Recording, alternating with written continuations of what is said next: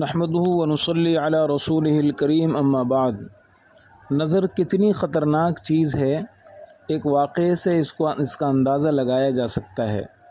الصارم البتار ایک کتاب ہے، اس کے مصنف ہیں شیخ عبدالسلام وحید بالی۔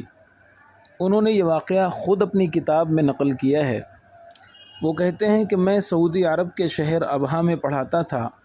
وہاں میرے پاس ایک بچہ پڑھتا تھا جو انتہائی شریف، فرما بردار، شیریں کلام اور بڑا فصیح و بلیغ تھا۔ درسگاہ میں اپنے تمام ساتھیوں کی جانب سے ترجمانی کے فرائض وہی انجام دیتا تھا۔ جلسے جلوس کے موقع پر بڑی عمدہ تقریر کرتا تھا۔ ایک دن اس کے گاؤں میں ایک آدمی کا انتقال ہو گیا۔ یہ بچہ اپنے گھر والوں کے ساتھ وہاں تعزیت کے لیے گیا۔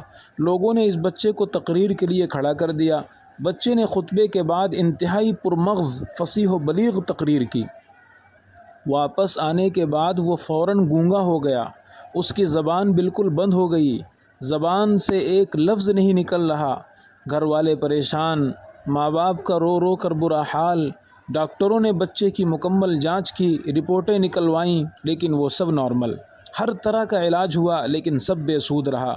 پھر اتفاق سے وہ بچے کو لے کر میرے پاس آئے۔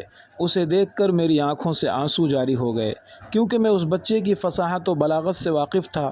بہرحال میں نے اپنے آپ کو سنبھالا اور اس کے والد سے از اول تا آخر پورا واقعہ سنا۔ بچہ چپ چاپ کھڑا تھا، جیسے اس کے منہ میں زبان ہی نہ ہو۔ میں نے اس بچے پر مسنون اذکار پڑھ کر دم کیا اور پانی پر نظر کی دعائیں پڑھ کر اس کے والد کو دیا کہ یہی پانی بچے کو پلاؤ، 7 دن تک اسی پانی سے غسل کراؤ، پھر 7 دن بعد آنا۔ خدا کی توفیق سے بچہ جب 7ویں دن آیا تو اس کی سابقہ کیفیت ختم ہو چکی تھی اور اب وہ پہلے کی طرح چہک رہا تھا۔